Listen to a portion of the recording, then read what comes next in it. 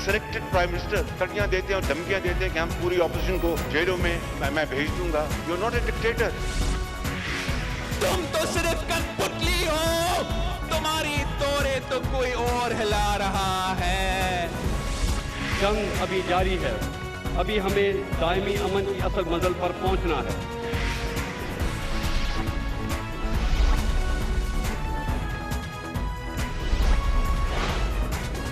अस्सलाम वालेकुम, मैं हूं कामरान खान।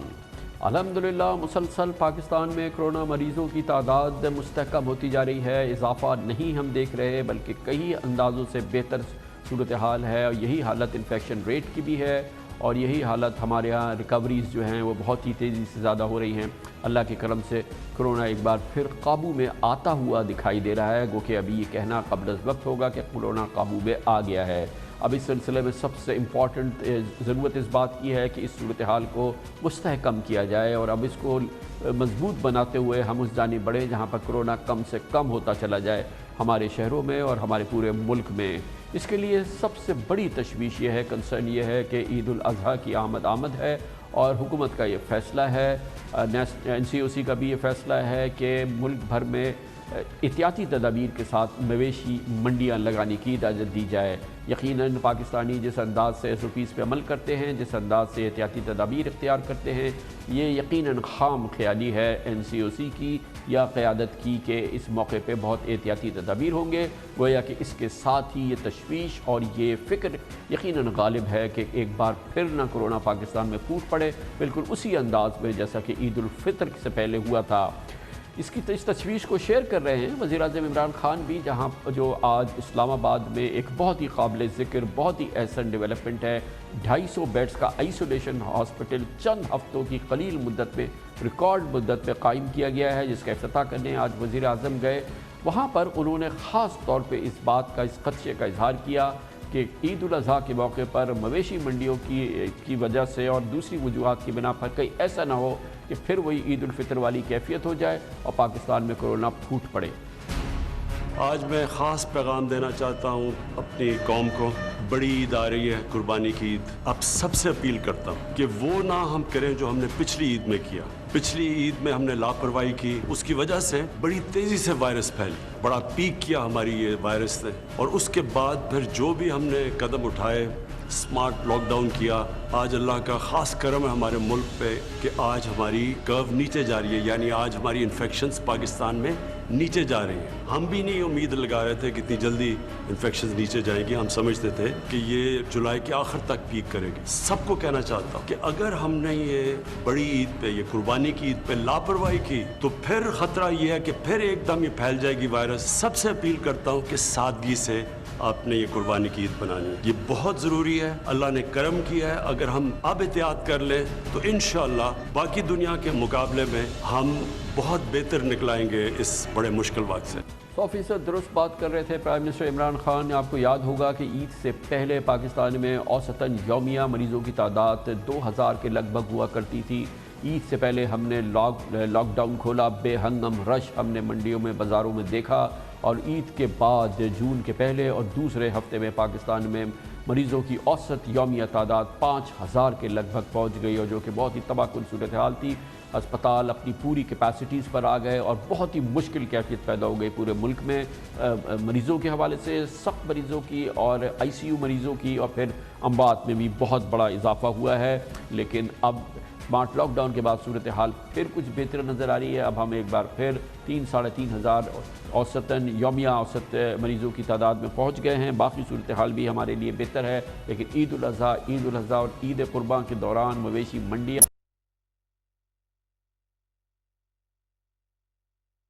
से और कोरोना लीडरशिप से ये मसला उठा रहे हैं।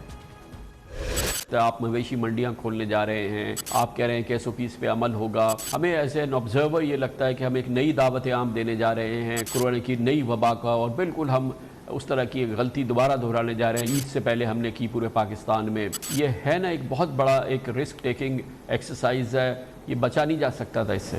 SOPs اگر پراپرلی پریکٹس نہ ہوئے تو we are going to invite corona again. It can again cause infection اور ریسرجنس ہو سکتی ہے نمبرز کے اندر.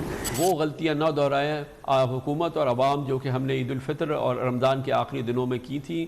سامنے عید الاضحیٰ ہے, شہروں میں مویشیاں منڈیاں لگنے کی بات ہو رہی ہے. کتنی تشویش ہے آپ لوگوں کو؟ یہ بالکل بڑی تشویش کی بات ہے جی, نہ صرف سندھ کے حوالے سے بلکہ پورے پاکستان کے حوالے سے. ہمیں اس پہ بہت زیادہ کام کرنے کی ضرورت ہے, بہت زیادہ توجہ دینے کی ضرورت ہے. اور منڈیاں لگنے کا آغاز ہو گیا ہے. اس وقت پاکستان کی منڈی, واحد مویشی منڈی کراچی میں لگ گئی ہے. سب سے پہلے یہاں پر اس کا آغاز کیا گیا ہے. حکومت سندھ نے کہا تھا کہ وہ کراچی میں ایشیا کی سب سے بڑی مویشی منڈی لگائیں گے, اور اس وقت دوسرے شہروں میں تو فی الحال نہیں, لیکن کراچی میں مویشی منڈی بن چکی ہے. وہاں کا احوال دیکھنے پہنچے ہمارے نمائندے خصوصی حماد عالم. یہ سپر ہائی وے پہ قائم کراچی مویشی منڈی کا داخلی راستہ ہے. یہاں ہم دیکھ رہے ہیں ایک طرف جو ہے گاڑیوں کے لیے راستہ بنایا گیا ہے, جہاں اہلکار اگر کوئی گاڑی میں آتا ہے تو اس کو یہ پابند کرتے ہیں کہ اس نے ماسک پہنا ہو اور گاڑی کے اندر 2 سے زیادہ افراد نہ ہوں. اس کے ساتھ ساتھ تھوڑا سا اگر ہم اس طرف آئیں تو یہاں دیکھتے ہیں کہ انسانوں کے گزرنے کے لیے جراثیم کش واک تھرو گیٹ بنایا گیا ہے. اس واک تھرو گیٹ کے اندر آپ پر کلورین کا اسپرے ہوتا ہے یا آٹومیٹک اسپرے ہوتا ہے. اس کے ساتھ ساتھ نیچے جو فوم ہے اس پہ کلورین کا پانی ہے تاکہ آپ کے جوتے بھی صاف ہو جائیں. اس واک تھرو گیٹ کا مقصد یہ ہے کہ آپ کورونا کے جراثیم سے زیادہ محفوظ رہ سکیں.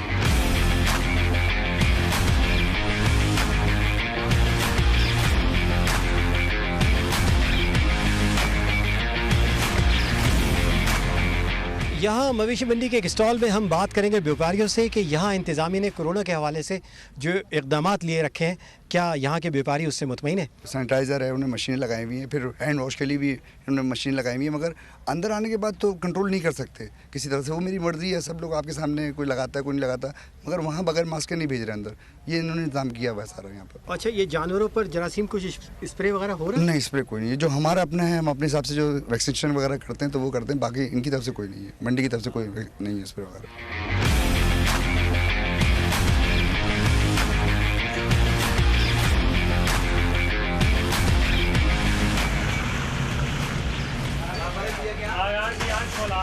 یہاں مویشی منڈی میں ڈھابے بھی بنائے گئے ہیں, مختلف ڈھابے ہیں جہاں بیوپاریوں اور جو اہلکار ہیں یا عملہ یا اسٹاف ہے وہاں ان کو کھانا ملتا ہے. اس ڈھابے میں جہاں ہم نے دیکھا ہے کہ عملے نے تو ماسک پہنے رکھے ہیں, لیکن SOPs اور کیا کیا ہیں جن پر عمل درآمد اس ڈھابے کے اندر ہو رہا ہے, اس حوالے سے ہم بات کرتے ہیں یہاں اس ڈھابے کی انتظامیہ سے. اس وقت تو خیر یہاں ابھی کھانا نہیں مل رہا, لیکن لوگوں کو دور یعنی سماجی فاصلے کے لیے لوگوں کو دور دور بٹھانے کے لیے کیا انتظامات کیے ہیں آپ نے؟ دور دور بٹھانے کے لیے تو یہ لوگ ڈسپوزیبل پلیٹس وغیرہ بھی ہم نے رکھی ہے, گلاس بھی رکھے ہیں. ویسے ہم نے کوشش پوری جاری ہے فاصلہ ہم لوگوں میں رکھتے ہیں. جس طرح عوام آتی ہے تو یہ اپنی مدد آپ کرتے ہیں, خود ہی اپنا فاصلہ رکھتے ہیں. تو چاہتے ہیں جو باہر سے وپاری آئے ہیں انہیں زیادہ پتہ نہیں ہوتا, پھر انہیں ہدایت کرنا پڑتا ہے.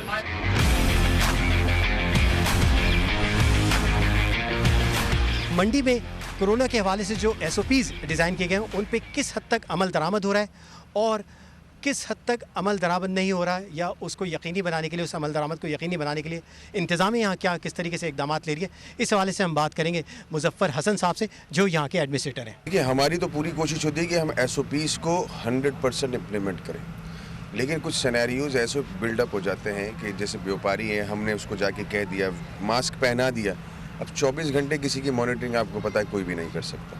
ہم ماسک کو پہننا شور کراتے ہیں جو انٹرنس ہے. 100% ہماری کوشش یہ ہے کہ ہم امپلیمنٹ کرائیں, لیکن جہاں جہاں لوپ ہولز ہیں ان کو ہم پر کرنے کی کوشش کر رہے ہیں. کمال ہے ہمارے نظام. آپ نے دیکھا کہ مویشی منڈی کھل گئی ہے, وہاں پہ ڈھابے کھل گئے ہیں. شہر میں 2 دن تک تمام کاروبار بند ہے, دکانیں بند رہتی ہیں, اور پھر یہ کہ شاپنگ سینٹرز کو بند کر دیا گیا ہے جس کے معیشت پہ بے پناہ نقصانات ہو رہے ہیں. ریسٹورانٹ سارے بند ہیں, ان ایک دن کے لیے بھی نہیں کھل سکتے, کسی بھی احتیاط کے ساتھ نہیں کھل سکتے. لیکن مویشی منڈی کھل گئی ہے اور وہاں پہ ڈھابے کھل گئے, وہاں کے کھانے کھل گئے ہیں. خبر شب ایک اس کے بعد ذکر کریں گے. کورونا سے اسی وقت چھٹکارا ملے گا جب ویکسین تیار ہو جائے گی. سر توڑ کوشش ہو رہی ہے, آخری مراحل میں یہ ویکسین کی تیاری داخل ہو رہی ہے. چین سب سے آگے ہے اور اس کی مزید جو بہت اہم معلومات ہیں آپ کے ساتھ شیئر کریں گے چھوٹے سے وقت کے بعد.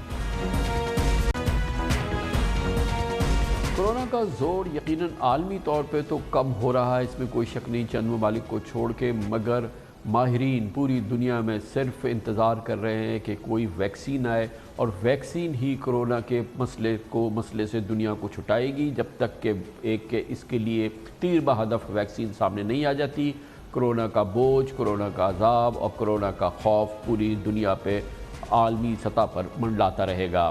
اس پوری صورتحال میں تگ و دو جاری ہے، سر توڑ کوششیں ہو رہی ہیں. پوری دنیا میں سائنٹسٹ اس پر کام کر رہے ہیں اور اب تک ایک اندازے کے مطابق تقریباً 120 ویکسینز پہ مختلف جگہوں پہ کام ہو رہا ہے. مختلف سائنسدان کام کر رہے ہیں، بلکہ سر توڑ کوششیں کر رہے ہیں. لیکن ماہرین یہ کہتے ہیں اور تمام جو عالمی جریدے ہیں جو کہ اس حوالے سے مستند جریدے ہیں، ان کا کہنا یہ ہے کہ تقریباً 13 ویکسینز ایسے ہیں جو کہ اب ایڈوانس سٹیج میں ہیں، جہاں پر انسانوں پر تجربے کے مختلف مراحل جاری ہیں. اور چین اس دوڑ میں سب سے آگے ہے، جہاں پر اس کی کمپنی سائنو ویک کی ویکسین کے بارے میں بتایا گیا ہے کہ وہ اس مہینے انسانی ٹیسٹنگ کے آخری مرحلے میں داخل ہو رہی ہے، یعنی کہ وہ قریب پہنچ رہی ہے دنیا کو بتانے کے لیے، اعلان کرنے کے لیے کہ اس نے کرونا ویکسین حاصل کر لی ہے، یا یہ کہ اس کے تمام تجربات کامیاب رہے ہیں. یہ سب سے قریب بتائی جاتی ہے. اس کے علاوہ 2 اور ویکسینز فائنل ٹرائلز میں سے گزر رہی ہیں، جن میں سے ایک چین ہی کی کمپنی سائنو فارم اور دوسری ویکسین برٹش کمپنی ایسٹرازینیکا ہے، جو کہ وہ آکسفورڈ یونیورسٹی کے ملاپ سے بنا رہی ہے.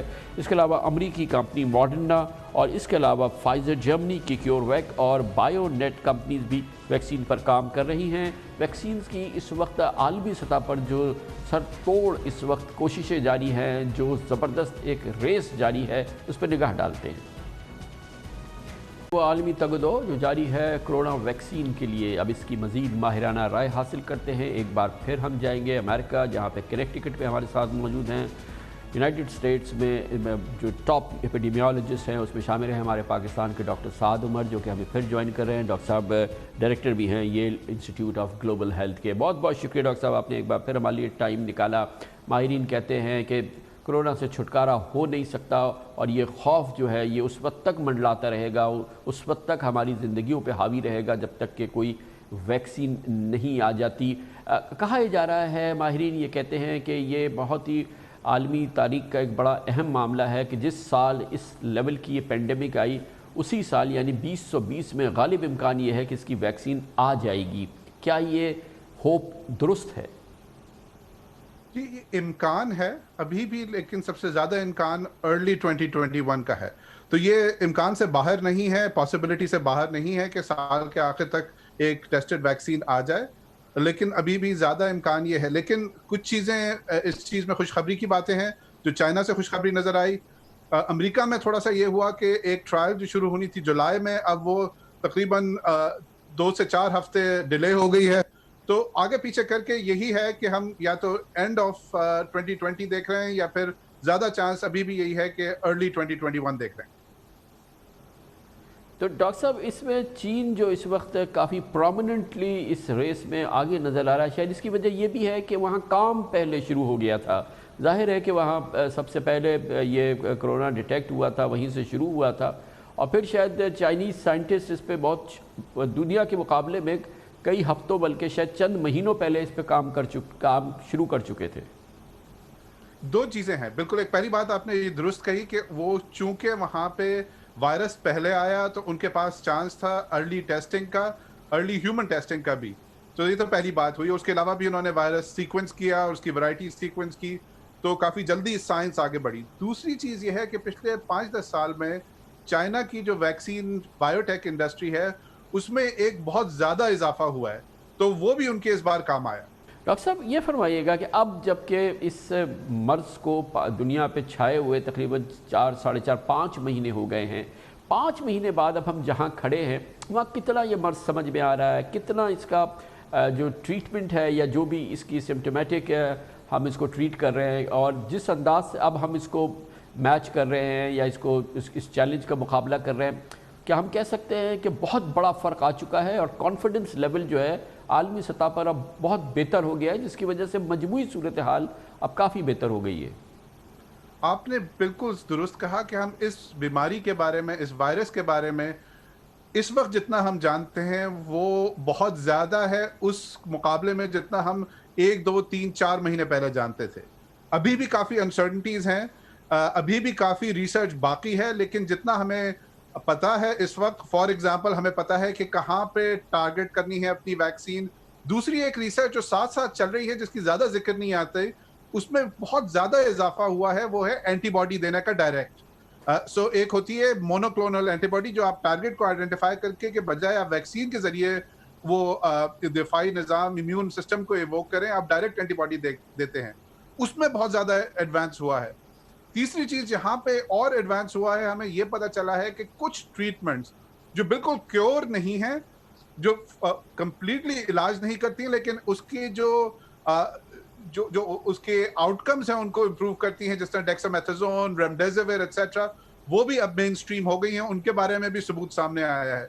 तो मजमूई तौर पे हम बहुत आगे बढ़े हैं। इसे तो हम ये कहेंगे कि लाइटनिंग स्पीड से आगे बढ़े हैं, लेकिन अभी भी देखें लाइटनिंग स्पीड में भी इतने लोगों की जानों का ज़या हुआ, क्योंकि जितना भी टाइम जल्दी करें कुछ ना कुछ तो टाइम लगता है, लेकिन अब जो सूरत हाल है वो पहले के मुकाबले में बहुत बेहतर है। और डॉक्टर साहब, इसकी वजह से जो आपने तमाम जो बेहतरी के पहलू नुमायाँ किए और जो पिछले 5 महीने में दुनिया ने उससे सीखा, उसको समझा, अब उसका मुकाबला कर रहे हैं, तो इसका पहला असर तो ये होगा कि जो इस एपेंडेमिक का, वबा का जो सबसे खूनी मामला है, यानी कि हलाकतें और शदीद बीमारियां, उनमें काफ़ी बेहतरी आ सकती है इस तैयारी की वजह से और इस नॉलेज की वजह से जो हमने 5 महीने में हासिल की है।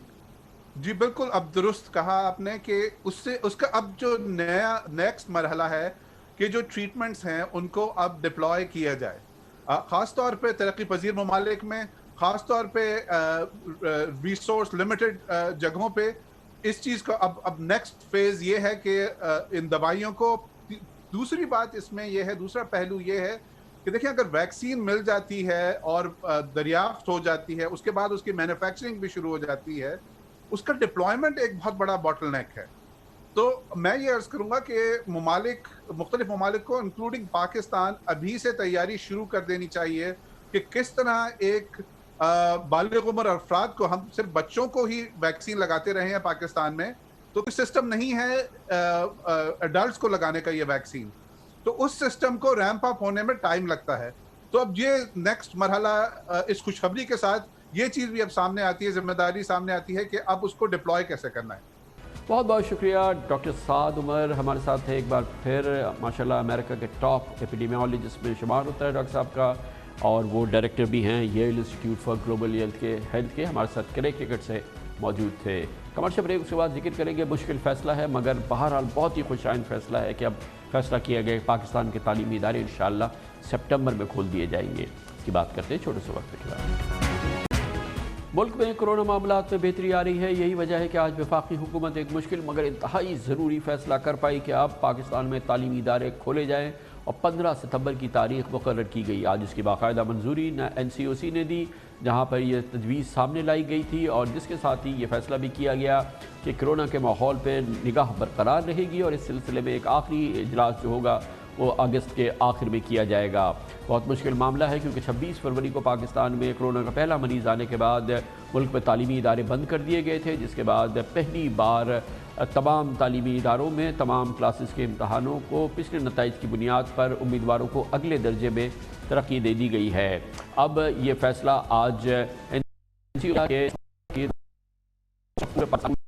कॉलेजेस, यूनिवर्सिटीज़, हर सतह के तालीमी इदारे खोल दिए जाए और इसका बाकायदा ऐलान वफाकी वज़ीर तालीम शफ़क़त महमूद ने किया। जो सिफारशात थी बैनुल सूबाई वज़राए तालीम कॉन्फ्रेंस की, वो सिफारशात हमने आज national command and operation centre NCOC में लेके गए, फैसले किए गए इत्तफाक राय से। 15 सितंबर से हमने ये फैसला किया है कि तालीमी अदारे जो हैं वो खुल जाएंगे। उस पर 2-3 दफ़ा हम आपस में बैठ के मज़ीद मुशावरत करेंगे और देखेंगे कि जिस तरह वक्त गुजर रहा है उसमें जो सेहत के निशानियां हैं, इंडिकेटर्स हैं, उनका क्या हाल है। अगर अर्ली सितंबर में या लेट अगस्त के अंदर अगर सेहत के मामला ठीक नहीं होते तो फिर नहीं खुलेंगे, लेकिन अगर ठीक हो जाते हैं तो फिर 15 सितंबर से हम खोलना चाहेंगे। और यकीनन जब भी तालीमी इदारे खोले जाएंगे तो उस अंदाज से तो नहीं खोले जा सकते जैसा कि اس کورونا کی آمد سے پہلے تعلیمی اداروں میں جس انداز کی تعلیم ہوتی تھی، جس انداز سے طالب علم جمع ہوتے تھے، یقیناً موجودہ ماحول میں جس میں کہ پوری دنیا بدل گئی ہے اور کرونا کے بعد کرونا جو دنیا ہے وہ بالکل مختلف ہے، تعلیمی ادارے بھی مختلف ہوں گے اور اس کے لیے بھی اب SOPs بنیں گے باقاعدہ. جب اگر انشاءاللہ تعالیٰ 15 ستمبر تک حالات صحیح رہے اور تعلیمی ادارے کھلے تو ان کے ساتھ احتیاطی تدابیر بھی لازم ہوں گی جن کو فالو کرنا ہوگا. مختلف تجاویز اس میں آ رہی ہیں. ایک تجویز یہ ہے کہ جی کلاسز کی تعداد کم کر کے 2 شفٹ میں کیا جائے. ایک تجویز یہ بھی ہے کہ ایک دن ایک کلاس کے بچے اگر آتے ہیں تو ان کو ایک دن چھٹی دے کے پھر اگلے دن ان کو لایا جائے. کچھ یہ ہے کہ کلاسز جو ہیں ان کو کھلا کر دیا جائے وغیرہ وغیرہ. بہت ساری تجاویز آ رہی ہیں. کچھ یہ ہے کہ بڑی کلاسز کو پہلے بلایا جائے پھر چھوٹی کلاسز کو بلایا جائے. تو اس کے لیے باقاعدہ ایک SOPs بنائی جائیں گی. منسٹری آف ایجوکیشن بنائے گی، لیکن پھر ہم صوبوں کو کہیں گے کہ آپ اپنے اپنے مقامی حالات کے مطابق جو ہے وہ SOPs بنا سکتے ہیں اور وہ SOPs جو ہیں وہ سارے یونیورسٹیز میں، اسکولوں میں سب پہ اپلائی ہوں گی اور پروونشل گورنمنٹس اس کی مانیٹرنگ کریں گی اور اگر کہیں SOPs پہ عمل نہ ہوا اس کو بند کر دیں گے. گویا ابھی فی الحال بنیادی فیصلہ یہ ہوا ہے کہ انشاءاللہ اگر صورتحال بالکل ٹھیک رہتی ہے، قابو میں رہتی ہے تو 15 ستمبر سے تمام تعلیمی ادارے، یونیورسٹیز، کالجز، اسکولز کھل جائیں گے. اور مگر اس کے لیے احتیاطی تدابیر کیا ہوں گی، کس انداز سے کھولے جائیں گے، اس کے لیے کیا شرائط لازم کی جائیں گی، ان کا تب سب کا فیصلہ ہونا باقی ہے. شفقت محمود صاحب کہہ رہے تھے کہ متعدد تجاویز ہیں جو سامنے ہیں اور جس کا مطلب یہ ہے کہ اب سے لے کے 15 ستمبر تک ان پہ سیر حاصل بحث ہوگی اور پھر اس ایک مضبوط SOP کا نظام ترتیب دیا جائے گا جو کہ ہر صوبہ اپنے لحاظ سے ترتیب دے گا. کمرشل بریک، اس دوران آپ نیوز ہیڈ لائن دیکھیں جس کے بعد ہم اپنے پروگرام کے باقی حصے کے ساتھ واپس آتے ہیں. پاکستان کی سیاست میں JIT رپورٹس کا حالیہ سالوں میں بہت ہی مرکزی کردار رہا ہے، بلکہ وہ کئی معاملات میں محور رہی ہیں اور آپ کے سامنے مختلف واقعات ہیں جو حکومت کی تبدیلی کا بھی باعث بنے ہیں. آج کل بھی JIT رپورٹس کا بہت ذکر ہے اور اس میں سب سے چھائی ہوئی ہے عزیر بلوچ کی JIT رپورٹ. ایک وہ JIT رپورٹ جو کہ حکومت سندھ نے جاری کی اور ایک JIT رپورٹ کا وہ حصہ جو وفاقی وزیر میری ٹائم علی زیدی نے جاری کیا. یہ دونوں رپورٹس خاص طور پہ وہ رپورٹس، ویسے تو یہ 3 JIT رپورٹس ہیں جس میں عزیر بلوچ، نثار مورائی اور ثانیہ بلدیہ کی JIT رپورٹ ہے، لیکن پاکستان کی سیاست کا مرکزی اس وقت جو فوکس ہے وہ عزیر بلوچ کی JIT رپورٹ ہے. اس سلسلے میں جو معلومات ہم نے جمع کی ہے جو اپنے انڈیپینڈنٹ ذرائع سے، مصدقہ ذرائع سے اور دوسرے جو انتہائی قابل اعتماد ذرائع ہیں، اس سے بات واضح ہو کے سامنے آ رہی ہے کہ وہ JIT رپورٹ کا وہ حصہ جو کہ وفاقی وزیر میری ٹائم افیئرز جناب علی زیدی نے جاری کی وہ نہ کوئی جعلی رپورٹ ہے نہ ہی وہ کوئی من گھڑت رپورٹ ہے. وہ یقیناً 100% وہی رپورٹ ہے جو کہ تیار کی گئی اور جس کا حصہ جان کے خفیہ رکھنے کا پہلے ہی فیصلہ کیا گیا تھا. گویا کہ وہ رپورٹ جو حکومت سندھ نے جاری کی وہ یقیناً وہ مستند رپورٹ ہے اور یقیناً اس کی قانونی حیثیت اور اس لیے اس کی ایک مستحکم قانونی حیثیت ہے کہ وہ حکومت سندھ کی وزارت داخلہ جاری کر رہی ہے. لیکن اس کا یہ مطلب نہیں ہے کہ وہ رپورٹ جو کہ اس میں شائع نہیں ہو رہی یا جو پبلک نہیں کی جا رہی وہ اس کا حصہ نہیں تھی. گویا کہ یہ قضیہ ہے جو کہ شاید وقتی طور پہ تو ٹل جائے لیکن یہ ہمیشہ کے لیے ٹلنے والا نہیں ہے اور اسی وجہ سے یہ معاملہ جو ہے یہ ابھی رکے گا نہیں. اور اس سلسلے میں ایک بہت ہی مستحکم قانونی اور بہت ہی معلوماتی رائے دی تھی ہمارے اس پروگرام میں پاکستان کے نام پر قانون دان فیصل صدیقی نے.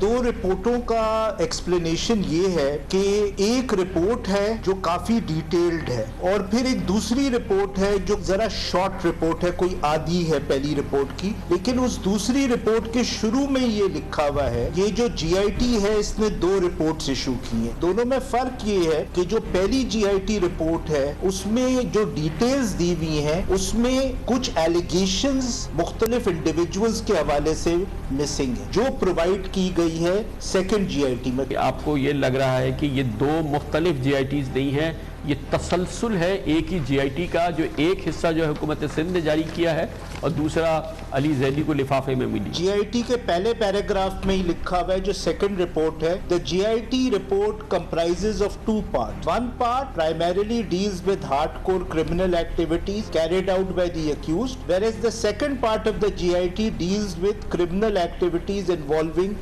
पॉलिटिकल फिगर्स, और फिर लिखा हुआ है आगे कि इसको कॉन्फिडेंशियल रखा जा रहा है। मेरे ख्याल में दोनों GIT जेन्युइन है इन टर्म्स ऑफ कि ये इशू हुई है, क्योंकि सेकंड GIT रिपोर्ट एक्सप्लेन करती है कि वो क्यों अलग रखी गई है, क्योंकि उसमें कुछ एलिगेशंस हैं पॉलिटिकल लीडर्स के हवाले से और पुलिस ऑफिसर्स के हवाले से जो डिस्क्लोज नहीं करना चाह रहे। हुकूमत सिंध गलत है, ये सेकंड रिपोर्ट एग्जिस्ट करती है, 4 लोगों ने साइन किए हैं। ये भी बहुत अहमियत की बात है कि आम तासुर ये है कि जैसे कि इस GIT रिपोर्ट का वो हिस्सा जो कि वफाकी वज़ीर अली ज़ैदी ने जारी किया, ये दरअसल उनकी ज़ाती काविश और ये ज़ाती एफर्ट है।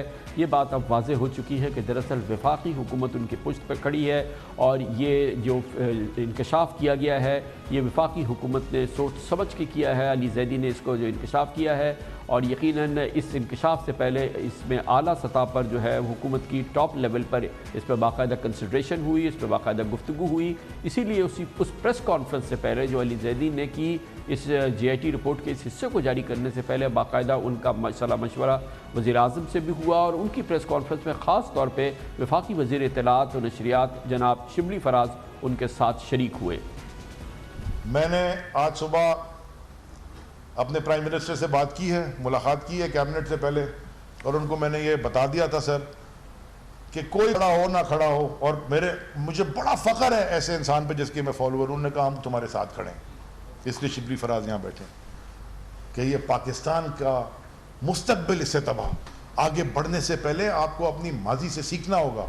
बहुत अहमियत की बात है कि वज़ीर आज़म बनने से पहले ही इस रिपोर्ट के हवाले से जो कि मीडिया के पास भी इसके तराशे आते रहे थे, किसी के पास पूरे किसी के पास आधे हिस्से लीक हुए थे, मौजूद थे, इसका जिक्र ख़ुद जनाब इमरान खान पाकिस्तान तहरीक इंसाफ के सदर की हैसियत से कर चुके थे। इसके वो गोशे वो हिस्से जो कि अब पब्लिक में आए हैं, इमरान खान ने उसका बरबला इजहार किया था पब्लिकली और आज भी वो उससे उन इल्ज़ामात को डिसोन नहीं कर रहे।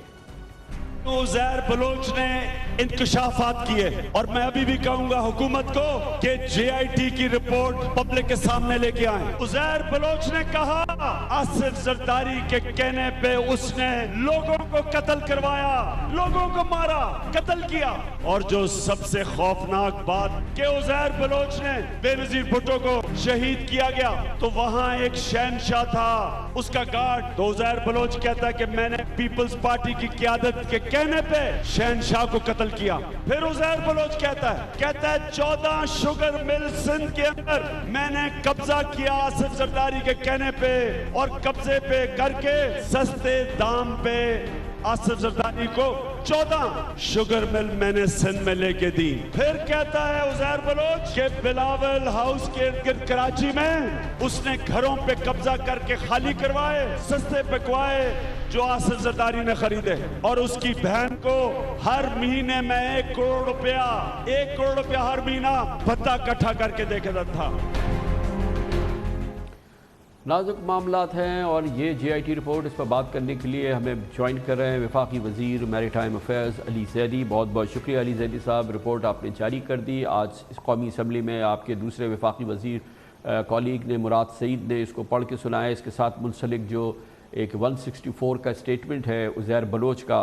लेकिन आप अब हुकूमत हैं, आप हिज़्ब इख्तिलाफ के मेंबर नहीं हैं। अब आपने ये रिपोर्ट जारी करने के बाद पिछले 48 घंटों के दौरान तो हुकूमत एक्शन में आती, इस सिलसिले में एक्शन हो रहा होता और बाकायदा कार्रवाई का आगाज़ हो चुका होता और इसकी ओनरशिप अब आपसे तो वज़ीर दाखिला के पास आनी चाहिए थी। एजाज शाह साहब को अब इस सिलसिले में एक हिकमत अमली बयान करनी चाहिए थी, मगर ये सारी खामोशी क्यों है? इल्ज़ामात इतने संगीन और फिर हुकूमत की खामोशी, और हुकूमत इसको ओन भी कर रही है, नाकाबिल फ़हम है।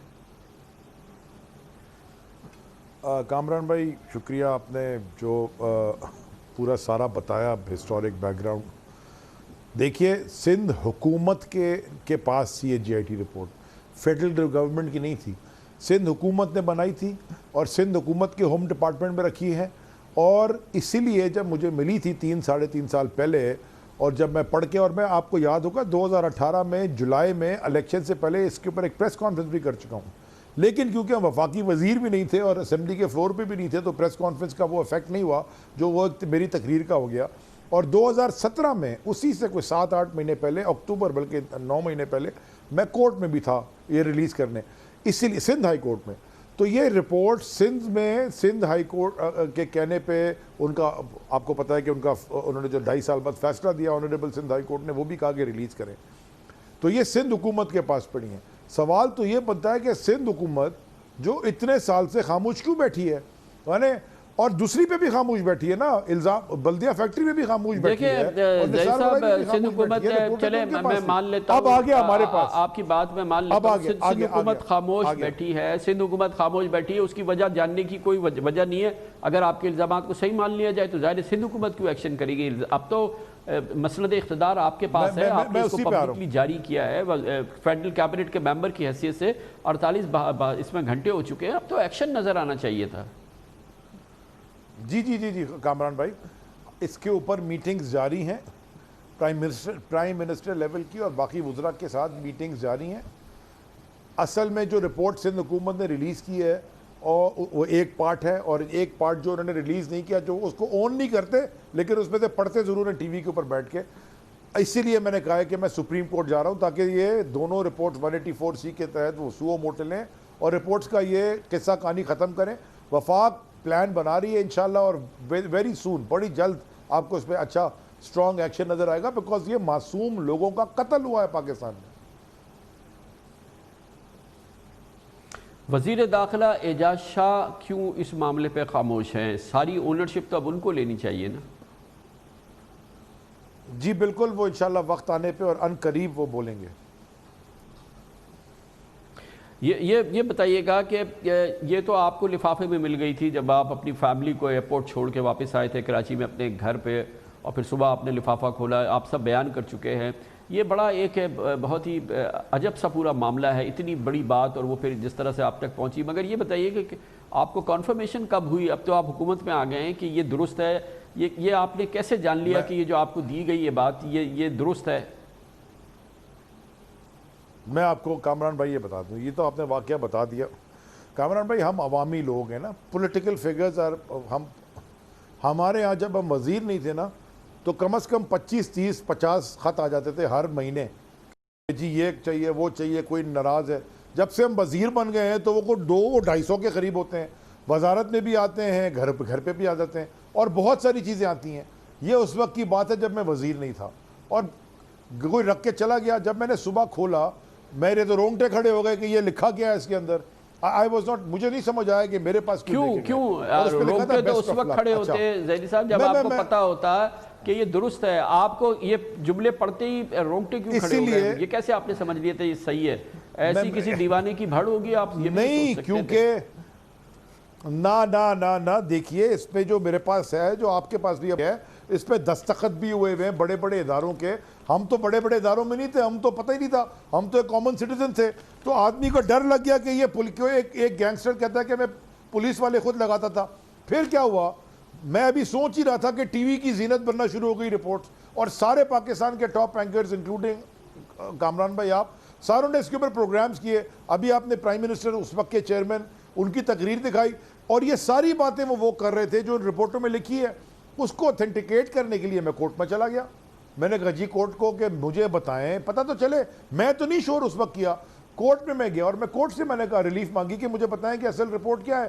مزے کی بات یہ ہے، اصل میں تو یہ چھوڑ دینا چاہیے بات کہ رپورٹ ملی کہ کیسے نہیں ملی.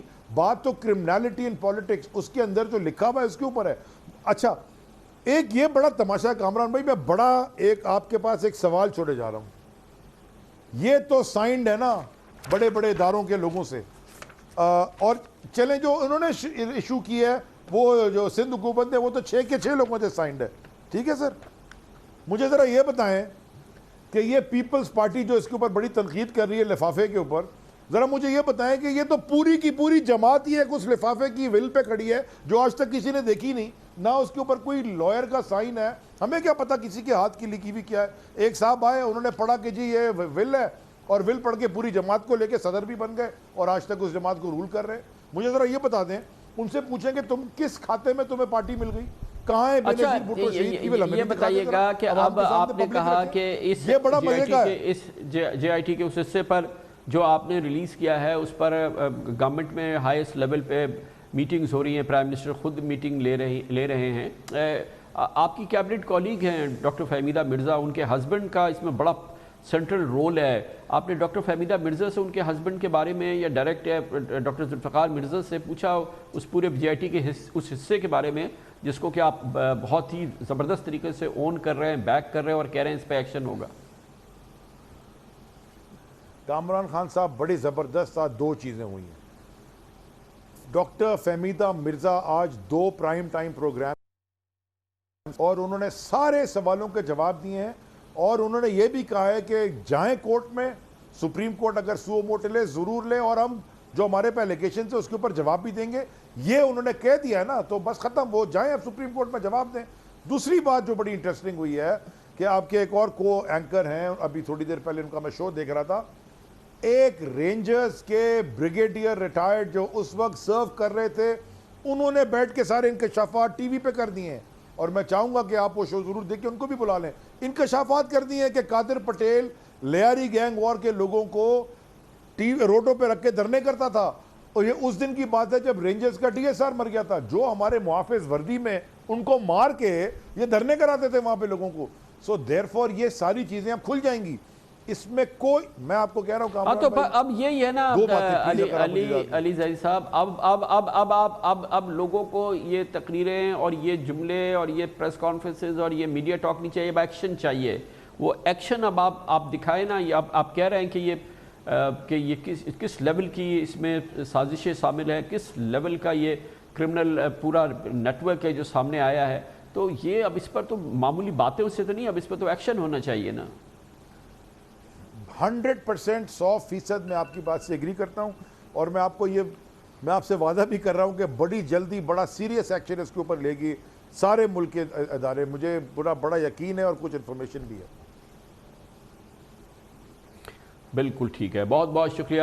وفاقی وزیر میری ٹائم افیئرز علی زیدی صاحب کہتے ہیں کہ اس پہ اب ایکشن ہوگا. JIT رپورٹ پہ ہائی لیول میٹنگز ہو رہی ہیں، کنسلٹیشن ہو رہی ہے. پرائم منسٹر خود اس پہ اب ایکشن کرنے جا رہے ہیں. وفاقی وزیر داخلہ اعجاز شاہ بہت جلد اس کی اونرشپ لیں گے. آفٹر آل یہ منسٹری آف انٹیریئر کا پورا معاملہ ہوگا اور بہت جلد ہم اس پوری JIT رپورٹ پہ ایکشن دیکھیں گے. ایکشن ہوگا یا نہیں ہوگا، لیکن یہ بات پکی ہے جو کہ ہم انڈیپینڈنٹلی ہم نے کنفرم کی ہے کہ جو علی زیدی نے جو حصہ جاری کیا ہے یہ نہ کوئی جعلی ہے، نہ یہ من گھڑت رپورٹ کی کوئی بات ہے. یہ یقیناً اس کی ایک مستند حیثیت موجود ہے اور پاکستان کی تینوں بڑی انٹیلیجنس ایجنسیز اور رینجز اس کو اون کر رہی ہیں، اس کو ڈس اون نہیں کر رہی ہیں. یہ بہت ہی اہم معاملہ ہے. کمرشل بریک اور اس کے بعد ہم ذکر کریں گے سپریم کورٹ آف پاکستان کا بہت ہی تاریخی فیصلہ کل آ گیا ہے. بہت ہی امپورٹنٹ فیصلہ ہے کہ جو کرپشن کیسز پاکستان میں سال ہا سال چلتے ہیں، 15 سال 20 سال چلتے ہیں، اس کے بعد نہ وہ نظام رہتا ہے، نہ وہ کمٹمنٹ رہتی ہے، نہ وہ اونرشپ رہتی ہے، اور پھر کیسز ختم ہو جاتے ہیں. پھر سینہ ٹھوک کے کہا جاتا ہے کہ ہم پر تو کوئی الزام ثابت نہیں ہوا. سپریم کورٹ نے کہا کہ نیب کے تمام ریفرنسز کا اب 3 مہینوں کے اندر فیصلہ کر دیا جائے، چاہے اس کے لیے 120 عدالتیں بنانی پڑے. اس کی بات کرتے ہیں چھوٹے سے وقفے کے بعد. پاکستان میں کرپشن کیسز فائل ہوتے ہیں، چاہے وہ احتساب بیورو ہو، چاہے نیب ہو. یہ سال ہا سال چلتے ہیں اور یہ ہماری تاریخ بتا رہی ہے اور یہ ہمارے سامنے اس کے ثبوت موجود ہیں کہ کچھ عرصے کے بعد، کچھ سالوں کے بعد نہ وہ ول رہتی ہے، نہ وہ کمٹمنٹ رہتی ہے، کیسز آگے نہیں بڑھتے، پورا نظام تبدیل ہو جاتا ہے اور پھر 10 سال بعد، 15 سال بعد یہ تمام کیسز ختم ہو جاتے ہیں، ملزمان بری ہو جاتے ہیں، قواش ہو جاتے ہیں تمام معاملات. تو پھر یہ تمام ملزمان جو کہ بڑے ہائی پروفائل پاکستان کے پولیٹیشینز بھی ہیں، سینہ ٹھوک کے کہتے ہیں کہ ہمارے خلاف کبھی کوئی الزام ثابت نہیں ہوا. یہ ہم مسلسل دیکھ رہے ہیں، ہماری تاریخ اپنے آپ کو دہرا رہی ہے. ایک بار پھر نیب کے کیسز فائل ہو رہے ہیں. حکومت آئی ہے صرف اس مینڈیٹ پر کہ وہ پاکستان میں کرپشن کا خاتمہ کرے گی اور تمام کرپٹ لوگوں کو جیل میں ڈالے گی، اور پاکستان کے جو بڑے بڑے کرپٹ لوگ ہیں یہ ان کے لیے تباہی کا سال ہوگا، یا یہ حکومت ہوگی جو کہ اس کا خلا خما کرے گی.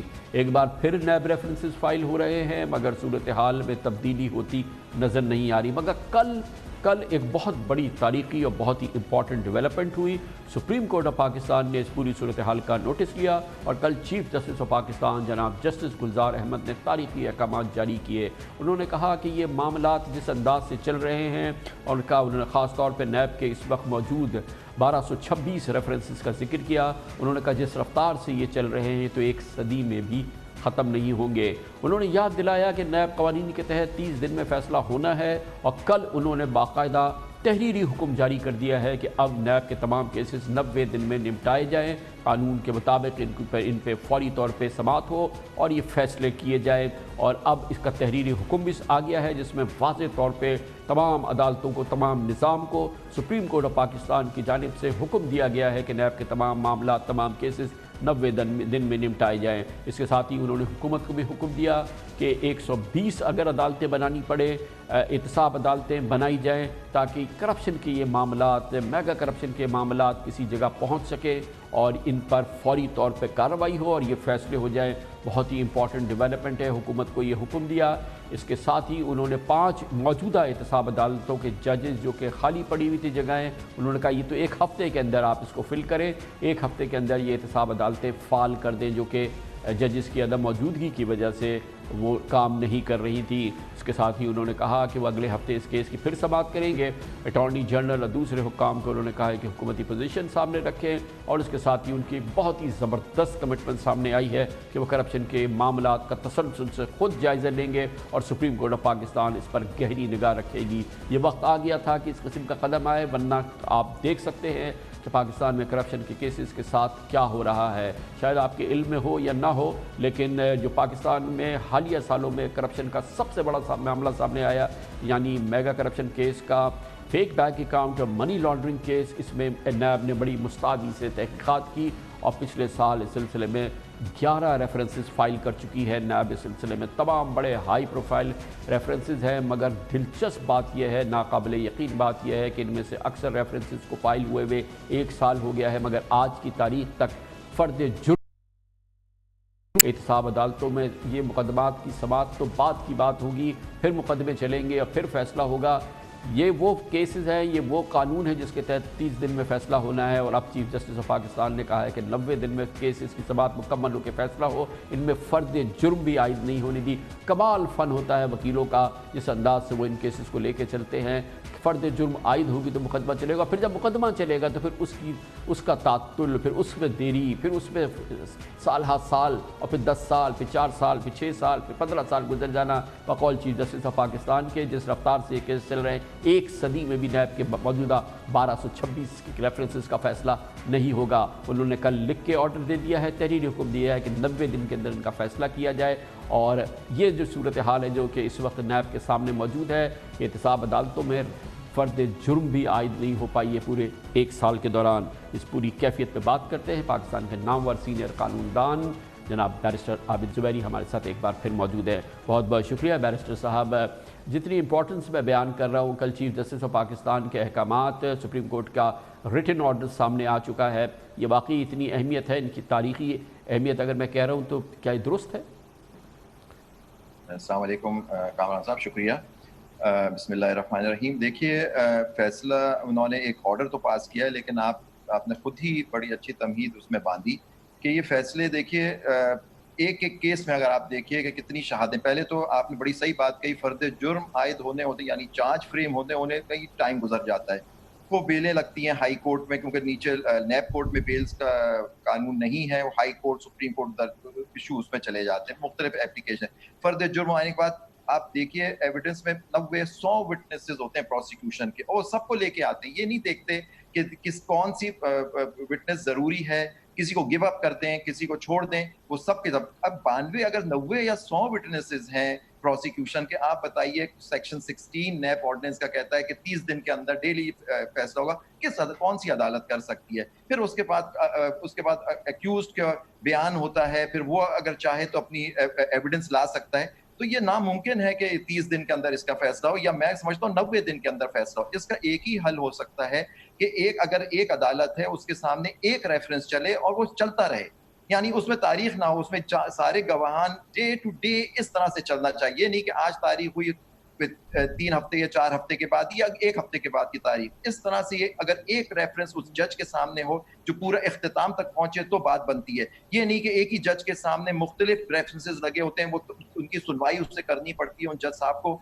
और उसके साथ ये नामुमकिन है। तो बैरिस्टर साहब, आपकी इस तमाम ऑब्जर्वेशंस को, आपकी इन तमाम ऑब्जर्वेशंस को, आपकी एक्सपीरियंस को मद्देनजर रखा ना जब कल चीफ जस्टिस साहब ने हुकूमत को ऑर्डर दिया कि जो पहले 5 इस वक्त अदालतें खाली उनको भरे जाए, इसके साथ ही उन्होंने ये ऑर्डर किया कि आप 120 अदालतें कायम करें। उसके साथ ही उन्होंने अब रिटन ऑर्डर कर दिया कि 90 दिन के अंदर आप इनके आफ्टर ऑल ये अब अदालती हुक्म है, तहरीरी हुक्म है, इसमें वो कैफियत का चल सकती है जिसमें कि पूरा साल गुजर जाए, चार्जेस भी फ्रेम ना हो।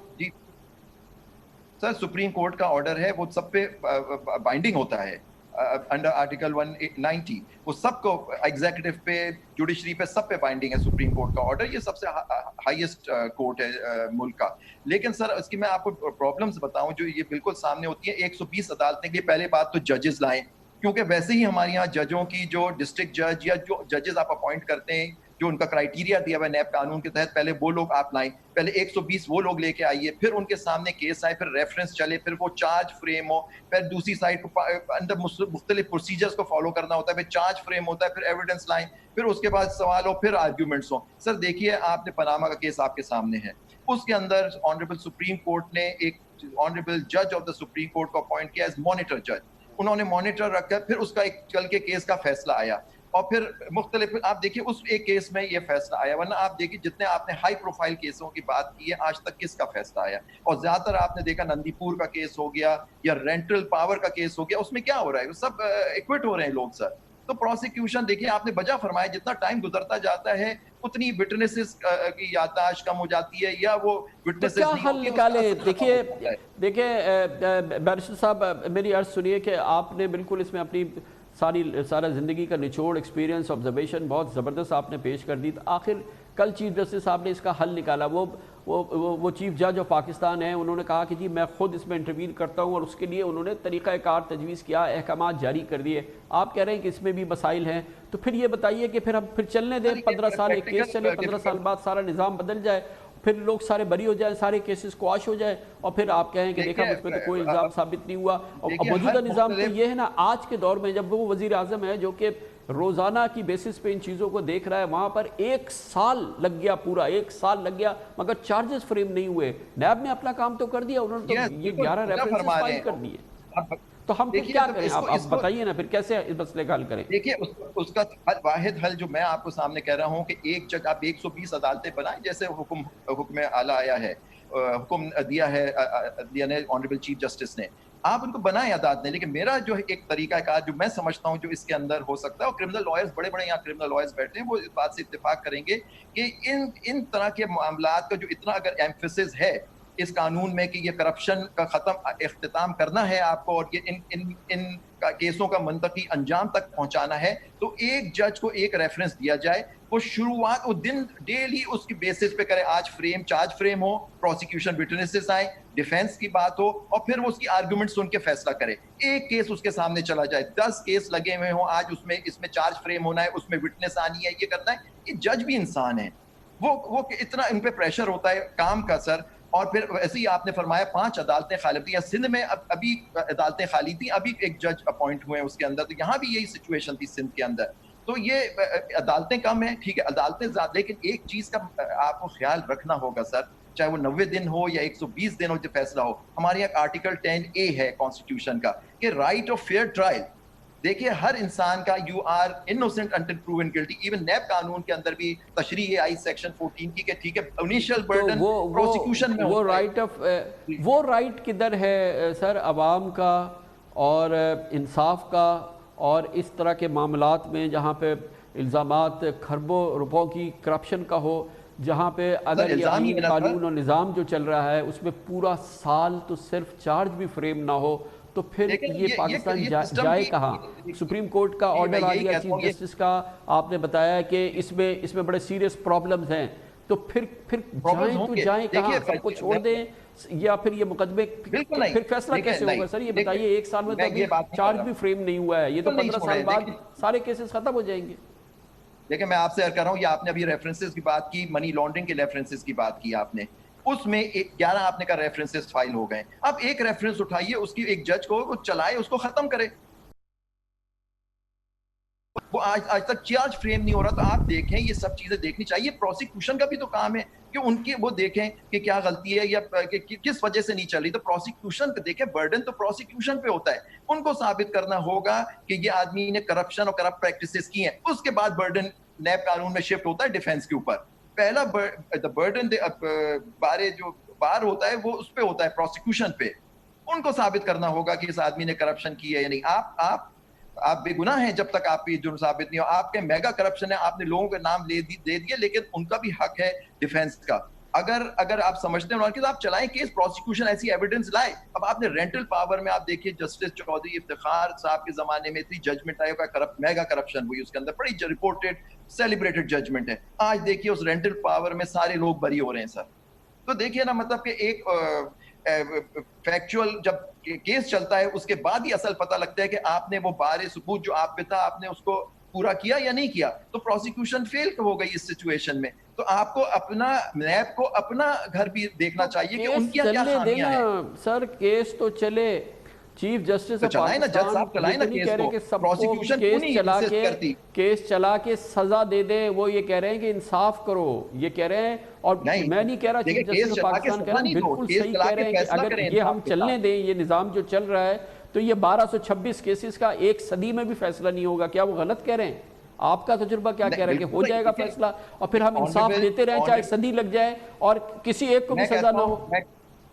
جی بالکل، آپ وجہ فرمائیں۔ آنریبل چیف جسٹس نے بڑا صحیح فیصلہ یہ کیا ہے، ان کو احساس ہے اس بات کا۔ جب ہی آنریبل سپریم کورٹ نے دیکھا کہ کیسز فیصلہ نہیں کرتے، آپ ان پہ اب بار آئے گی، ان پہ ججوں پہ، پروسیکیوشن اور وکلا پہ، کہ وہ اس ٹائم ٹیبل کو فالو کریں۔ اور یہ سپریم کورٹ میں عرض کروں گا بہت مدبانہ کہ ایک مانیٹر جج اپوائنٹ کرے جو ان چیزوں کو فالو کرے، جیسے پاناما کے کیس میں کیا گیا۔ ایک جج ہو وہ اپ ٹو ڈیٹ ساری کرے، یا ہائی کورٹ دیکھیں انڈر قانون میں ہائی کورٹ کے پاس پاور ہے، ایک جج مانیٹر جج ہوتا ہے نیب قانون میں۔ تو یہ دیکھنا ہے ہائی کورٹس کے اوپر بھی ذمہ داری ہے کہ وہ دیکھیں کہ یہ کام ہو رہا ہے یا نہیں، کیونکہ سپرویژن ہائی کورٹ کے پاس ہے، ایون نیب کورٹس کی قانون کے اندر پرووائڈڈ ہے نیب کا۔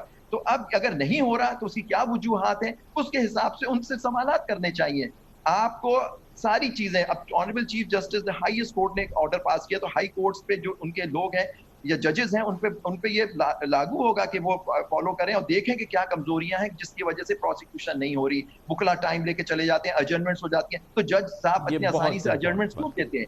اب دیکھیں آج ایک کیس چل رہا تھا جس کے اندر انہوں نے کہا کہ وٹنس نہیں آ سکتی، کہ جی اس کو کووڈ ہو گیا۔ اب اس کا کیا جواب دیں؟ اب کووڈ اس کو ہو گیا 19، تو وہ وٹنس ہی نہیں آئی آج۔ تو مطلب یہ چیزیں پریکٹیکل پرابلمز آتی ہیں، تو یہ ان کو دیکھنا ہے کہ کس طرح سے کریں۔ بہت شکریہ جناب بیرسٹر عابد زبیری ہمارے ساتھ موجود تھے۔ کمرشل بریک، اس کے بعد ایک اور پاکستان کی جڑ میں بیٹھا ہوا مسئلہ، وہ ہے FBR اور FBR کی کرپشن۔ 2 سال میں عمران خان تھک گئے، چوتھا FBR چیئرمین آیا ہے، مگر وہی ریفنڈز پہ آپ کو پیسے دینے پڑیں گے، رشوت کے عوض ریفنڈ، وہی اسمگلنگ، وہی انڈر انوائسنگ، وہی آڈٹ کے ذریعے ٹیکس دہندہ کی بلیک میلنگ، اسی انداز کی لوٹ مار۔ وزیر اعظم کہتے ہیں ہزاروں ارب روپے کی کرپشن تو یہ FBR میں ہوتی ہے۔ نئے چیئرمین FBR جاوید غنی ہے، خود FBR سے تعلق ہے، بڑی اچھی شہرت ہے، مگر کیا وہ کر سکیں گے جو پاکستان کی ضرورت ہے؟ جائزہ لیں گے چھوٹے سے وقفے کے بعد۔ عمران خان کرپشن کے خاتمے کا علم اٹھائے اقتدار میں آئے تھے، اور پاکستان میں جو ادارے کرپشن کا منبع اور نشان سمجھے جاتے ہیں اس میں یقیناً FBR سہر فہرست ہے۔ مگر عمران خان کی بھرپور کوششوں کے باوجود 2 سال گزر جانے کے باوجود ہر پاکستانی گواہی دے رہا ہے کہ FBR کا وہی حال ہے، وہی کرپشن ہے، وہی لوٹ مار کا سماں ہے جو کہ ہمیشہ سے ہوا کرتا تھا۔ اس معاملے میں 2 سال میں عمران خان کو ناکامی ملی ہے، سر توڑ ان کی کوشش رہی۔ 2 سال میں 4 چیئرمین FBR چینج ہو چکے ہیں۔ چوتھے چیئرمین FBR کی حیثیت سے FBR کے اچھے اور بڑی اچھی شہرت والے جاوید غنی کو اب اپوائنٹ کیا گیا ہے چیئرمین FBR۔ مگر وقتی طور پہ فی الحال 3 ماہ کے لیے. مگر یہ پوری صورتحال اس وقت جو نظر آ رہی ہے وہ یقیناً پاکستانیوں کے لیے بہت ہی حوصلہ شکن پی ٹی آئی کے لیے خود عمران خان کے لیے بھی ہوگی. اس سے پہلے جب وہ اقتدار میں آئے سب سے پہلے جہازیب خان کو FBR سونپا گیا, لیکن 9 مہینے کے بعد عمران خان تھک گئے اور جہازیب خان بھی آگے بڑھتے ہوئے نظر نہیں آئے. پھر عمران خان نے ایک بہت بڑا فیصلہ کیا, بڑی پذیرائی ہوئی, تمام کاروباری حلقوں نے, میڈیا نے, ایون عسکری حلقوں نے بڑا پسند کیا. شبر زیدی فرگوسن کے سینئر پارٹنر, پاکستان کے ٹیکس امور کو سب سے زیادہ سمجھنے والے ایک کو چیئرمین FBR بنا دیا گیا. مگر وہ 11 مہینے بعد تھک ہار کے FBR کی بیوروکریسی کے بعد زخمی ہو کے, بظاہر زخمی ہو کے نہیں لیکن شاید قلب ان کا زخمی ہو گیا اور وہ ریٹائرمنٹ پہ چلے گئے اور انہوں نے یہ پوزیشن چھوڑ دی. پھر FBR سے تعلق رکھنے والی نوشین جاوید یوسف کو چیئرمینشپ سونپی گئی, لیکن کنسٹرکشن پیکج سامنے آیا, ہاؤسنگ پیکج سامنے آیا اور اس دوران FBR کی جو مخصوص رکاوٹیں تھیں جو اس نے ان پیکجز کے سامنے دیواریں کھڑی کی, اور اس کی ذمہ داری نوشین جاوید پہ رہی, اور جس کے بعد ان کو رخصت کر دیا گیا اور اب FBR کو پھر ایک اور سروس آفیسر یعنی جاوید غنی صاحب کو سونپ دیا گیا ہے. شبر زیدی صاحب کی تقریر اس سلسلے میں بہت اہم تھی. اس دوران ایمنسٹی اسکیم آئی اور اکانومی کو ڈاکیومنٹ کرنے کے لیے متعدد اقدامات کیے گئے. یقیناً اس دوران ٹیکس فائلرز کی تعداد 26 لاکھ ہو گئی, زیرو ریٹنگ بھی ختم ہوئی, اور پراپرٹیز کے لیے نئے ویلیویشن ٹیبلز وغیرہ بھی شبر زیدی صاحب کے لیے لائے گئے. اکانومی کو ڈاکیومنٹ کرنے کے لیے NIC کی شرط بھی انہی کے زمانے میں لگائی گئی, اور پھر FBR نے اکاؤنٹس تک رسائی بھی حاصل کری. میننگفل سال تھے, مگر اس سے پہلے کہ کوئی کامیابی ٹھوس شکل اختیار کرتی شبر زیدی صاحب رخصت ہو گئے. ہمارا ارادہ یہ ہے کہ جو پاکستان کی انڈاکومنٹڈ اکنامی ہے اس کو ڈاکومنٹ میں لائیں. کوشش کریں کہ انسٹیٹیوشنل ریفارم کریں. ہم نے سیل ٹیکس ریوائز کیا ہے, ہم نے آٹومیٹ کیا ہے, آڈٹ کو آٹومیٹ کر رہے ہیں. ہمارا بہت بڑا مسئلہ کسٹمز, ہم سیریسلی انڈر انوائسنگ کا شکار ہیں. ہمیں بنیادی تبدیلیاں کرنی ہیں کسٹم سائٹ پر. ہمارا جو آنسر ہے دنیا کا انٹرنیشنل بیسٹ پریکٹس جو ہے کہ وہ ہے فیس لیس FBR, وہی ہمارا آبجیکٹیو ہے, اس پہ ہم کام کر رہے ہیں. 2020 جون تک ہم ایک فرسٹ فیس کر لیں گے, اگلے 6 مہینے بعد اس کا سیکنڈ فیس کر کے ہم آڈٹ کو آٹومیٹ کرنے جا رہے ہیں. اس ملک میں پریزمپٹیو ٹیکسیشن سسٹم چل رہا تھا 1990 سے, وہ ہم نے ختم کر دیا. اس ملک میں پاورٹی ویلیوشن چل رہی تھی بہت عرصے سے, ہم نے ختم کر دی. ہم نے CNIC ڈال دیا, ایکسپورٹ اورینٹڈ سیکٹر کو بند کر دیا. یہ تو ایک دن ہونا تھا, اب یہ پروگرام تبدیل نہیں ہوگا. ابھی ہمارا جو اگلا ٹارگٹ ہے وہ ایکسپینشن آف ٹیکس بیس ہے, ان کے ساتھ فکس ٹیکس پہ ایگری کرنا ہے. جو چھوٹے دکاندار ہیں پوائنٹ آف سیل پہ ایگری کرنا ہے. سب کا مطالبہ ایک ہے, CNIC ختم کر دیں. وہ مطالبہ ہم نے نہیں ماننا. ہم فکس ٹیکس کو بھی آٹومیٹ کرنے جا رہے ہیں, امپورٹ کا سرٹیفکیٹ بھی آٹومیٹ کر رہے ہیں, 153 کا سرٹیفکیٹ بھی آٹومیٹ کر رہے ہیں. پورے پاکستان میں کمیٹیاں بنا دی, ان کو یہ ذمہ داری سونپی گئی ہے کہ وہ چھوٹی دکاندار ہیں ان کو رجسٹر کرائیں گے. شبر زیدی صاحب اس سے پہلے کہ مشن مکمل کرتے گھر بیٹھ گئے, اس کے بعد نوشین جاوید کو گھر بٹھا دیا گیا. اس سے پہلے جہازیب صاحب چلے گئے تھے اور اب جاوید غنی. مگر صورتحال وہی کی وہی ہے. کون پاکستانی نہیں جانتا جس کا کہ FBR سے تعلق ہے کہ ریفنڈز اور رشوت کا تعلق چولی دامن کا ساتھ ہے. کون پاکستانی نہیں جانتا کہ آڈٹ کے ذریعے ٹیکس دینے والوں کا ITOs کے ہاتھوں بلیک میلنگ کا لازم ملزوم ہے, چولی دامن کا ساتھ ہے. کون پاکستانی نہیں جانتا کہ کریڈٹ کے اندر انڈر انوائسنگ کسٹمز کے ساتھ مل کے کرنا لازم و ملزوم ہے. کون پاکستانی نہیں جانتا کہ اسمگلنگ کے دروازے کھلے رکھے گئے ہیں. کون پاکستانی نہیں جانتا کہ پاکستان میں ٹیکس نادہندہ کی موجیں ہی موجیں ہیں. اور کون پاکستانی نہیں جانتا کہ ڈاکیومنٹیشن کی ہر کوشش کو FBR بری طرح سے ناکام بنانے کی کوشش کرتی ہے, جیسے کہ کنسٹرکشن پیکج کو ناکام بنانے کے لیے کوشش کی گئی. لیکن اب دیکھنا یہ ہے کہ کیا صورتحال بدلے گی, کیونکہ حالات بہت ہی ٹف ہیں. ایک بار پھر ایک ناقابل عبور ٹارگٹ رکھا گیا ہے FBR کے لیے ٹیکسز کو جمع کرنے کا. پچھلا سال کے تو 4-5 مہینے نظر ہو گئے کووڈ کے, لیکن آئندہ سال ہمیں ہر صورت میں 4,963 ارب روپے ٹیکسز میں جمع کرنے ہیں. یہ ہمیں IMF نے بھی ٹارگٹ دیا ہے اور یہ ہمیں ہر صورت میں مکمل کرنا ہے. اور آپ نے کرپشن کی صورتحال دیکھ لی ہے, ہر پاکستانی اس کی گواہی دے گا کہ FBR کا نام اس کے لیے جو کاروبار کرتا ہے آدمی, اس کے لیے دہشت کی علامت ہے اور یا رشوت کی علامت ہے. اب یہ پوری صورتحال ہے اور اس میں IMF کے مشن ہیں اور اس میں نئے چیئرمین FBR ہمارے سامنے آئے. یقیناً بہت اچھی شہرت ہے اور یقیناً ان کے پاس ایکسپیرینس بھی ہے، اور کیا وہ ڈیلیور کر سکتے ہیں، کیا وہ پرائم منسٹر عمران خان اور 22 کروڑ پاکستانیوں کی امیدوں پہ پورا اتر سکتے ہیں یا نہیں. لیکن بہرحال جو پچھلے سال کا ٹیکس ہم نے جمع کیا اس سے 25% ان کو زیادہ جمع کرنا ہے. یہ کیسے ممکن ہوگا اور یہ ایف بی آر کا کیسے حل نکلے گا؟ بڑے طویل عرصے اس کے ساتھ منسلک رہے، بہت دل سے کوشش کی اور زبردست ایکسپیرینسڈ ہمارے پولیٹیشین بھی ہیں. سینیٹر ہارون اختر ہمارے ساتھ موجود ہیں، سابق وفاقی وزیر محصولات. بہت بہت شکریہ ہارون اختر صاحب، آپ نے پوری میری گزارشات سن لی. اس کا مطلب یہ ہے کہ شخصیات سے معاملہ ٹھیک ہونے والا نہیں ہے. ایف بی آر کی جو علامت تھی، ایف بی آر کی جو شناخت ہے، ایف بی آر کا جو پہچان ہے، چاہے ہارون اختر خان وزیر محصولات ہوں، چاہے Shabbar Zaidi chairman F B R ہوں، چاہے نوشین جاوید ہوں، جاذب خان ہوں، نہ جانے جاوید غنی ہیں، یہ روش بدلنے والی نہیں. اس کے لیے کریں تو کیا کریں سر؟ کامران خان صاحب، بڑی اچھی سمری آپ نے دی. پہلے تو میں پچھلے 5 سال کی بات کر لوں کہ یہی لاٹ تھا، اسی طرح کی کرپشن کی باتیں ہوتی تھی، مگر ریونیو ڈبل کر کے چلے گئے تھے. اس پہ آ جائیں ذرا بات. اس وقت 2 سال گزر چکے ہیں اور آپ نے جن چیئرمین کے نام لیے یہ سب آؤٹ اسٹینڈنگ آفیسرز تھے. جاذب خان آؤٹ اسٹینڈنگ تھا، شبر زیدی پاکستان کے بیسٹ ٹیکس کنسلٹنٹ تھے، Nausheen Javed outstanding grade 22 officer. آپ نے بڑا صحیح کہا، Javed Ghani is one of the top FBR officials. تو where is the fault? Fault FBR کے آفیسرز کی نہیں ہے. FBR میں 8 سے 10 گیٹ 21 کے آفیسرز ہیں. جب بھی ان کی پروموشن ہوتی ہے، پروموشن بورڈ بیٹھتا ہے اور تمام انٹیلیجنس ایجنسیز ان کی کلیئرنس دیتی ہیں. تو اگر یہ اتنے کرپٹ لوگ ہیں سارے جو FBR کو چلا رہے ہیں، تو ان کی پروموشنز کیوں ہوتی ہیں؟ بات ادھر نہیں ہے. ڈاکیومنٹیشن بھی ہوئی، اس حکومت نے کچھ اچھے سٹیپ بھی لیے، مگر ریزلٹس نہیں آئے. میرے خیال میں کہ ٹیکس کلیکٹر کسی بھی حکومت میں پاپولر نہیں ہوتا، اور اگر ٹیکس کلیکٹر بہت پاپولر ہے تو there is a problem. But a tax collector has to be fair and judicious and it needs political support of the ruling government. آپ کے ساتھ آپ کی گورنمنٹ اور منسٹرز نہیں کھڑے ہوں گے. یہاں یہ ہوتا ہے کہ پوری دنیا، پورا پاکستان ایف بی آر کو بیش کر رہا ہے تو منسٹر پارلیمنٹ میں کھڑے ہوں گے. ہارون صاحب معاف کیجئے گا پلیز، میں بڑی امپورٹنٹ بات کرنا چاہ رہا ہوں. آپ خود ایک بہت ہی معروف بزنس فیملی سے بھی تعلق ہے، آپ کی پوری فیملی بزنس کرتی ہے، آپ کے تمام پاکستانی بزنس مین کو آپ جانتے ہیں، چھوٹے بیچ کے ٹاپ بزنس مین کو جانتے ہیں.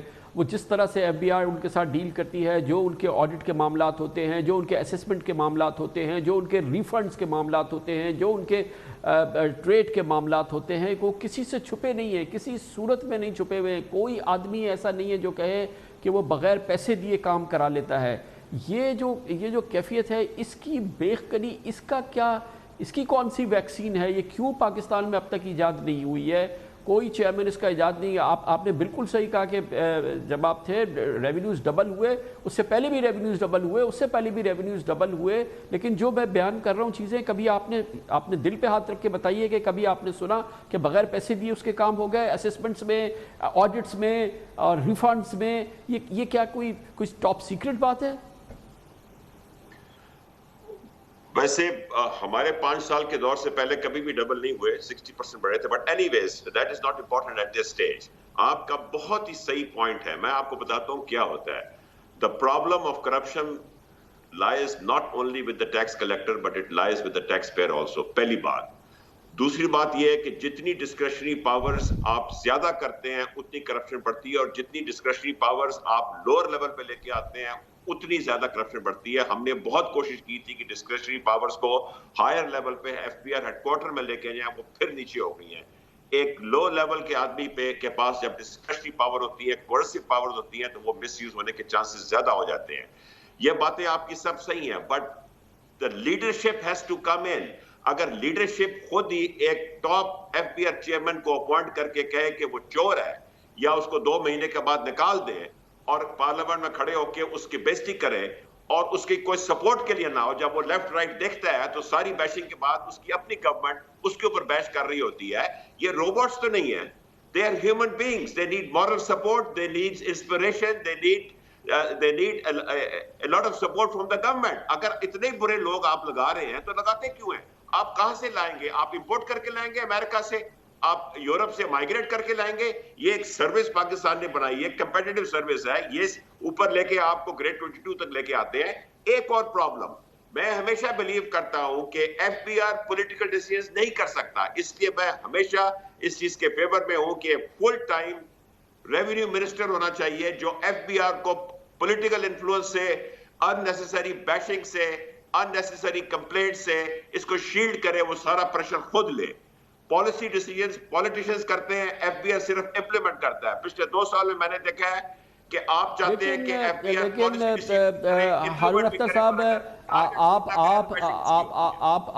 ہارون اختر صاحب آپ ریونیو منسٹر رہے ہیں, آپ کا تو سینہ جو ہے وہ تو 70 انچ کا ہو جائے اگر آپ کو پتا ہو کہ آپ کا آئی ٹی او جو ہے وہ کسی کے ساتھ بلیک میلنگ نہیں کر رہا, اگر آپ کو پتا ہو کہ آپ کو اتنا بھی پتا ہو کہ آپ کے 80 آئی ٹی اوز جو ہیں وہ کسی کو بلیک میل نہیں کر رہے, وہ کسی کے سے ریفنڈ کے لیے پیسے نہیں مانگ رہے, وہ کسی کو آڈٹ کے ذریعے بلیک میل نہیں کر رہے, اگر آپ کو پتا ہو کہ آپ کے 80 لوگ جو ہیں وہ ایسا کر رہے ہیں تو آپ تو کسی بھی آندھی سے ٹکرا جائیں گے. لیکن اگر آپ کو پتا ہو کہ 80 ایسے ہی کر رہے ہیں, 15-20 شاید نہیں کر رہے ہوں, وہ پتہ نہیں وہ کون ہوں گے, تو وہ یہ جو لیول ہے, I T O level, appraiser level, اور یہ جو لیولز ہیں, یہاں پر جو تباہی مچی ہوئی ہے, یہ تو پھر آپ کس منہ سے آپ جو ہیں وہ کسی بھی پولیٹیکل پریشر کو, جب آپ کا چیئرمین سیکیور نہیں, جب آپ کے ممبر سیکیور نہیں, جب ہر کوئی جو ہے آپ کو بیش کر رہا ہے, آپ کو کرپٹ کر رہا ہے, جب آپ چیئرمین کو اپوائنٹ کر کے 2 مہینے میں اس کو فارغ کر رہے ہیں, اور جب آپ نئے چیئرمین کو کہہ رہے ہیں کہ آپ کے لیے بھی 3 مہینے ہیں, 3 مہینے سے پہلے بھی فارغ ہو جاتے ہیں, تو پورا جو سٹرکچر ہے وہ شیک کرتا ہے, وہ ہلتا ہے, اس کا کانفیڈنس لوز ہو جاتا ہے, کمانڈ لوز ہو جاتی ہے. اور بائی دا وے کامران خان صاحب, ہر سٹیج میں ہر وقت آفیسرز کی نیب کی انویسٹیگیشن ہو رہی ہوتی ہے, ایف آئی اے کی انویسٹیگیشن ہو رہی ہوتی ہے, ایف بی آر کے اندر انویسٹیگیشن ہو رہی ہوتی ہے. یہ تو لوگوں کو پتہ نہیں ہوتا کہ کتنے آفیسرز کے خلاف کیسز چل رہے ہوتے ہیں, پھر ان کو ٹریبیونلز میں جانا پڑتا ہے, سارا پروسیس چل رہا ہوتا ہے. مگر آپ سارے پروسیس کو روک نہیں سکتے کہ آج کے دن میں نے صبح سے شام تک احتساب کرنا ہے اور ریونیو کی ایسی کی تیسی پھیرنی ہے, اور اس کے بعد میں یہ وقت کبھی بھی نہیں آتا اداروں میں. یہ سارے ساتھ ساتھ چلتی ہیں, یہ کام احتساب بھی ساتھ ساتھ چلتا ہے. حاجی صاحب یہ کہا جا رہا ہے, یہ کہا جاتا رہا ہے, ہم مسلسل سن رہے ہیں, ایک پیریڈ آیا ہے, آپ بھی اس کی گواہی دیں گے انشاءاللہ, اور یہ سارا پاکستان جانتا ہے کہ جب جنرل مشرف کے دور میں عبداللہ یوسف صاحب چیئرمین ایف بی آر تھے, ایک فیڈ بیک جو تھا جنرلی وہ کافی سیٹسفیکٹری تھا, وہ ابھی تک واپس نہیں آیا. کہا یہ جاتا ہے, عبداللہ یوسف صاحب بھی کہتے ہیں, آپ بھی یہ کہتے ہیں کہ آٹومیشن ہو, ڈیجیٹائزیشن ہو, یہ ساری چیزیں انسان کے ہاتھوں سے نکلیں اور یہ ساری چیزیں سسٹمز میں الگوریتھم سے اور اے آئی سے کنٹرول ہو جائیں. آخر یہ کون نہیں ہونے دے رہا؟ یہ پرال میں 800 لوگ بیٹھے ہوئے ہیں, یہ کس قسم کا نظام ہے جس میں اب تک جو ہے وہ ساری ڈسکریشن جو ہے یہ نیچے گریڈ 16, گریڈ 15, گریڈ 17 کے لوگوں کے ہاتھ میں ہے؟ آٹومیشن میں بہت ایڈوانسز ہوئے ہیں کامران خان صاحب. جتنا آپ ٹیکس بڑھاتے جائیں گے اتنا انسینٹیو لوگوں کا ٹیکس نیٹ سے باہر نکلنے کا رہے گا. اب آپ نے دیکھا کہ آپ کے ٹیکس پیئرز بڑے ہیں مگر آپ کی ٹیکس کلیکشن نہیں بڑھ رہی. میں اس چیز میں بلیو کرتا ہوں اور اسی لیے ہم اپنے آخری سال میں ٹیکس ریٹ بہت نیچے کر گئے تھے. میں سمجھتا ہوں کہ اتنا ٹیکس ریٹ ہو, 15-20% ٹیکس ریٹ ہو, جو ہر کوئی دے کہ جان چھڑائیں, سارا کچھ کریں, اپنا چیز ڈکلیئر کریں, ڈاکیومنٹ کریں. اور یہ بہت اچھا وقت ہے اس وقت کووڈ کے بعد. میں سمجھتا تھا کہ یہ ٹیکس ریٹس کم ہوں گے, انسینٹیو دیا جائے گا کہ لوگ ٹیکس نیٹ میں آئیں, بجائے اس کے کہ ہم ٹیکس ریٹس بڑھائیں اور لالچ کریں کہ جو ٹیکس نیٹ میں آ گئے ہیں ان سے زیادہ کلیکٹ کریں. اس سے ہمیں چاہیے کہ ٹیکس ریٹ کم کریں, بلکہ سیلز ٹیکس کو سنگل ڈیجٹ پہ لے کے آئیں, انکم ٹیکس ریٹ انڈیویجولز کے 15 سے 20% پہ لے کے آئیں, کارپوریشن ریٹس کو اس خطے کا سب سے کمپیٹیٹیو کارپوریٹ ریٹ بنائیں. اور آپ دیکھیں گے کہ شروع میں شاید ڈپ آئے مگر ان دا لانگ رن یہی بہتر پالیسی ہوگی اور یہی آپ کو زیادہ ٹیکس کلیکٹ کرے گی. مگر تھینک یو سو مچ ہارون اختر صاحب, یہ آپ کا بڑا مشورہ سر آنکھوں پر. اور مگر وہ حکومت جس کو کہ ابھی 5,000 ارب روپے جمع کرنے ہیں اور یہ سارے جو آپ کہہ رہے ہیں سیلز ٹیکس کم کریں, انکم ٹیکس کم کریں, یہ سارے ٹیکسز کم کریں, تو پھر تو یہ 5,000 تو دور کی بات ہے, یہ 3,000 بھی نہیں ہوں گے. اس پہ آپ سے انشاءاللہ بات جاری رہے گی. Thank you so much again. Haroon Akhtar sahab ہمارے ساتھ تھے. اس کے ساتھ ہی ہمارے آج کے پروگرام کا اختتام ہوتا ہے. کل آپ سے پھر ملاقات ہوگی انشاءاللہ. کل تک کے لیے کامران خان کو اجازت. اللہ حافظ. ناصر.